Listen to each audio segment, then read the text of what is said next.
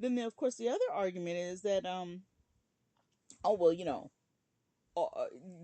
it was Big Bang, and all this stuff was all this order that we see in our universe derived from disorder, derived from chaos, all on its own. All of the chemicals, all of the you know the elements that were necessary to create water and air and gravity and all of that stuff came out of nothing, out of this chaotic mishigash of stuff, and somehow coalesced itself into this order that we see in every creature, in every aspect of our lives. Hmm? So this has got to be some pretty phenomenal stuff. And the idea that that would occur then would would would would logically have to be a rare event since it's not happening anymore, right? I mean, we don't just see, if all of the elements are here present in our environment, why don't we have other uh, uh, planets floating right around here in your backyard? Planet just hanging out there, just hanging out there. I mean, you should go out there one day, be enjoying your tea, and then in a few moments it's just kind of poof into the air. And so somehow they're asking us, those who believe that there is a father, there is a creator, they're asking us to accept on faith, mind you, because they have no evidence of this poofing going on. We're supposed to accept on faith these uh, astronomically, statistically, almost impossible events. However, we have actual evidence of the existence of God. We actually have evidence of the existence of Jesus, Yeshua HaMashiach. We actually have evidence of the existence of, let's say, evil. And if evil exists, if you acknowledge that, then you also have to acknowledge that what? Good exists. Hmm? In fact, the whole notion, right? The whole notion of God existing, as we know it, we say that there is a beginning of the universe, and that there is order. What some apologists called fine tuning. This order, and I refer to it as just order. Everything is done decently in order. Everything follows certain established laws, like gravity and certain laws of thermodynamics and so forth. And then there's consistent laws in nature, right? I mean, we can just reasonably acknowledge that, right? Um, uh, Laws of logic and mathematics, right? One comes before two, and two is twice as much as one, right? I mean, laws of mathematics and laws of logic. We know that genetic code. Now, here again, that spontaneous thing that's supposed to be happening would somehow be so miraculous. Of course, they don't really want to talk about miracles, but it had to be so miraculous that, um, they have found out that genetic code just for one part of your body is so long. The string of, DNA and the code is so long.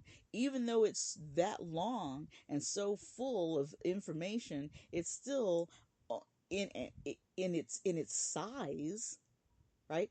Fits on the head of a needle, right?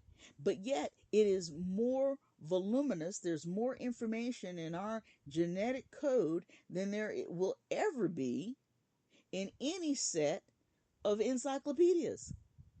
Because I'm old school, right? If you're talking about a set of encyclopedias, who has seen a set of encyclopedias anymore, right? Except maybe in a library, which a lot of people don't even go to the library anymore. But Lord help us. So if you grew up in America, probably anywhere, you probably knew of someone that had a set of encyclopedias.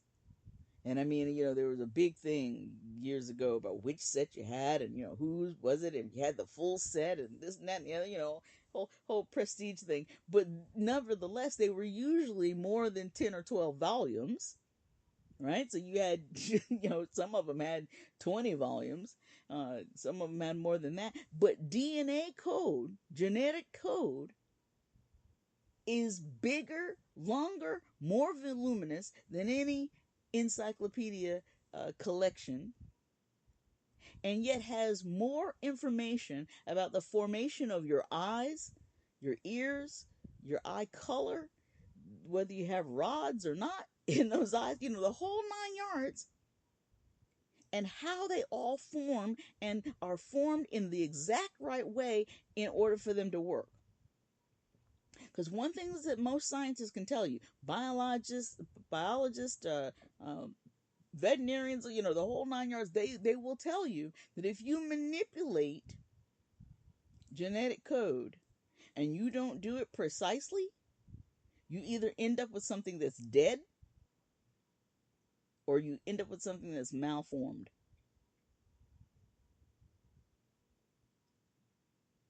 So just the fact that all of us exist and that we exist in a precise pattern, which we've talked about before, and a precise order. And you don't just poof into the air, because if you just poofed into the air, there would be no need for us to procreate. Because, I mean, going on their sort of ridiculous theory, all the elements exist out here. And you'll even hear some new age people saying all the elements exist that you need in yourself to find your inner self and the answers to all your questions. Well, if that were true, then we wouldn't need their books or their tapes or their CDs or their flyers or their websites or their podcasts. We wouldn't need any of that, because it's all already within you. And somehow you would just have to summon it up somehow.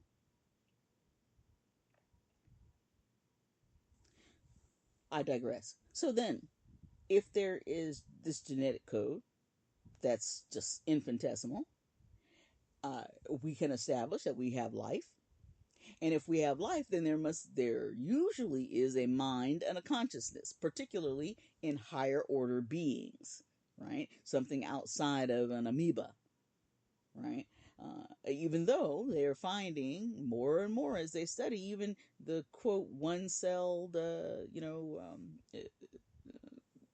protozoa and so forth, it actually has, we've taught, in school, you probably talked about the nucleus, right? And the nucleus being like the engine, or the place where that dictated all the information to the rest of the the protozoa or amoeba or whatever, right?